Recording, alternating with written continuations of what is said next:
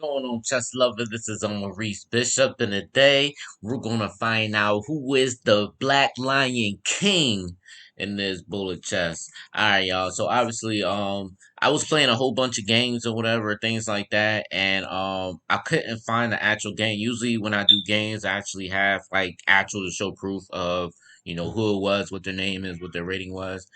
This time I couldn't find it, but luckily, the dude played almost much like me or whatever. I actually remember the game. Like literally, I literally remember the game or whatever. Um I played as white, he played as black. So it was pretty crazy though. So it was kind of going down who was the better Black Lion King. So this is how it went. I was white, he was black. Um the game go as D3. Um D6, knight D2, knight D7, C3, C6. Like literally, this guy is doing exactly the same move that I'm doing, or whatever. But obviously, he must have some type of understanding, I guess. But Queen C7, E4, E5, H3, H6, Knight F3, Knight F6. Like this dude is doing exactly the move. I'm like, dude, like this dude really doing the same moves that I'm doing, y'all. I go Bishop B2, he go Bishop B7, I go G4, he go G5, I go Knight F1, he goes Knight F8. So it's almost like, yo, when is this going to end? Like when he stopped doing stuff. So I was like, all right, you know what? We gotta figure this out or whatever. So I decided to go Knight G3, he goes Knight G6, and then I hit him with H4. And because we were moving so fast or whatever in bullet test, it's almost like he was getting all his setup in. So I wanted to do something different, see what he went. He did go bishop capture G4 pretty fast, and I went ace capture G5. The whole point of ace capture G5, no, like I said, I just wanted, like I said, this is a bullet match. I just wanted to see like switch it up. I wanted to take him out of book and everything. I'm sorry, I'm over trying to get rid of this. There we go. But yeah, so I just wanted to take him out of his book or whatever, things like that, and see what he'll do. But he goes ace captures G5. I go rook captures H8. He goes knight captures H8, and I go bishop captures G5 automatically, right? So he castles queen side, I castle queen side. He goes knight G6. As you can see, he just getting this F4 piece or whatever. So when I look at this position, the object is, that bishop on E7 could be potentially undefended if that queen wasn't on C7. So I wanted to see somehow if there's any way I can utilize my dark square bishop for that reason. But he has to like either make a mistake or do something. So I came up with the move Queen A4, to see, to create weaknesses, in the Queen side castle, which is what I wanted to do. Um, obviously he's doing this almost the same moves that I was doing. So I was like, man, let's switch it up, I'm the Black Lion King. Like, let's go. So I wanted to create weaknesses. So I went Queen A4. He goes King B8. I go Bishop E3 again, attacking or whatever. I'm threatening Bishop captures A7, Queen captures A7. Really, Queen captures A7, which is my biggest threat. That's what I'm trying to do. He goes A6 and everything. So he goes A6. I go Knight F5. My knight, and the reason why I went Knight F5 because my knight on G3 it's really not doing nothing. I really don't have too much moves to do unless I go F1, D2, and maybe C4, which would be a good spot to go. But as you can see, man, that's a lot of moves to even get up there. So I just went Knight F5 to at least capture the dark square bishop. But the thing is, this dark square bishop don't even seem that active at all. So I don't know if I really would want to capture it. But again, it was bullet chess. You know what I mean? We moving fast. But he goes bishop f8, keeping his dark square bishop on the board. I go bishop g5, creating weakness. So now bishop g5 is creating a pin on f6 or whatever, which is my idea. He goes back to bishop e7.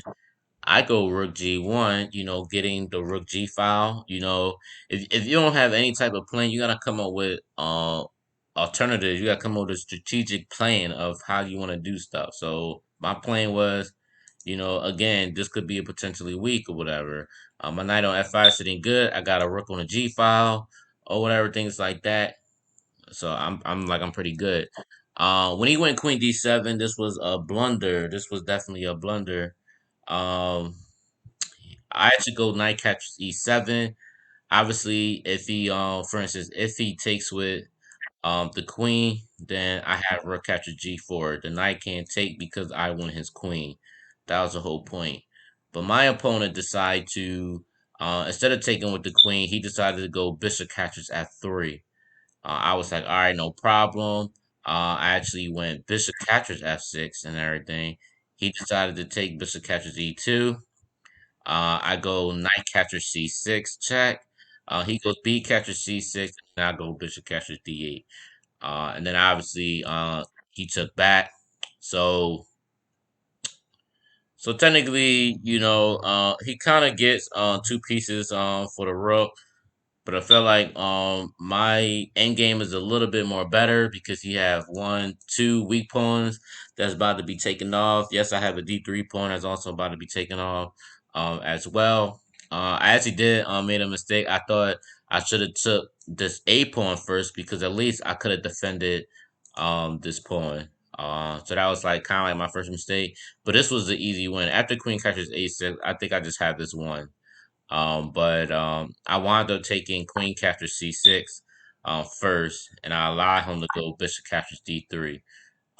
So I defend with F3. He goes Bishop E2. I go Rook G2. He goes Bishop captures F3, and I go Rook D2, hitting the D6 pawn. After he goes on Queen C7, I go Queen captures A6 automatically. He goes Bishop catches E4. I go Rook catches D6. Um, Bishop B7, I just go Rook B6, pinning the bishop down or whatever, things like that. He decided to get more defense over to the king side, so I just go Queen B5. He goes Knight C6, and I start pushing the pawn. And I feel like in this position, I just gotta keep pushing the pawn. He goes King C8 to get out the pin. I go A5 anyway. King D7. I'm keep pushing. I'm constantly pushing. Bishop A8. I go Queen D5 check. King E7 is played, and I go Queen C5 check. And after Queen F6, um, I mean King F6, he goes King F6, and I go B4. And after this, his time was already running out. So was me and his, but he wound up resigning after this B4 move because the thing is, um, it's not really too much he could really do. I mean, yes, he can go. It don't really matter where you can go because number one, this rook is pinning this knight anyway with the king, and also this queen is pinning the knight, so the knight can't move because his queen will get lost. So it's like either way, he's about to lose a piece and it's about to be over. So for instance, if he goes king f5, I still have b5, and he's gonna lose his knight. Or if it was the other way around where he goes, I'm sorry, if it was another way, if he goes on Queen D7, I still have B5, and again, this knight will be lost or whatever, and he's gonna lose. And it's not like he can really check me either. He can't check me anywhere, which is another thing. So, but yeah, he wound up resigning or whatever. It was pretty crazy though. He was playing the Black Lion, doing literally the exact same moves I was doing, but hey, I want to come in on top. But y'all, man, I hope y'all enjoyed this video. Please like, please share, please comment. Let me know what y'all think. And also, y'all, don't forget to subscribe. All right, y'all. Peace.